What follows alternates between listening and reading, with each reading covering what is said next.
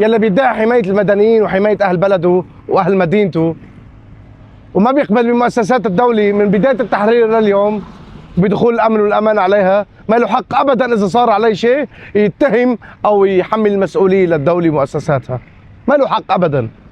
اليوم دخلت كفت نزاع قوات وزارة الدفاع، دخلت على منطقة السويداء، ولكن جاهم الغدر من رجال الكرامي. يا رجال الكرامي، هاي معاملتكم؟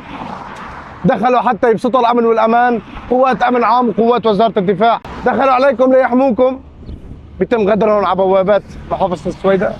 ما حرام؟ من بدايه التحرير وزاره الداخليه ووزاره الدفاع بتحاول انها تدخل السويداء حتى تبسط الامن والامان عليها. من بدايه التحرير عم تبعت رسائل لكل سلاح خارج القانون او خارج الدوله يدخل على الدوله، حتى ما يصير فوضى ونزاع.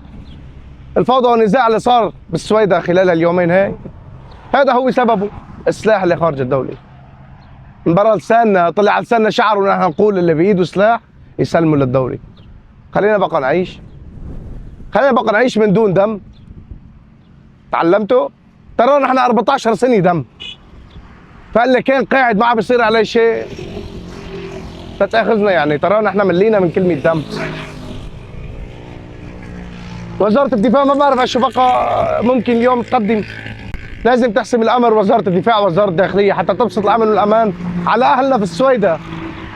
يا اهلنا في السويداء هون داخلين لحمايتكم، اشهد بالله داخلين لحمايتكم، ما داخلين لا يقتلوكم ولا غيره ولا غيرته.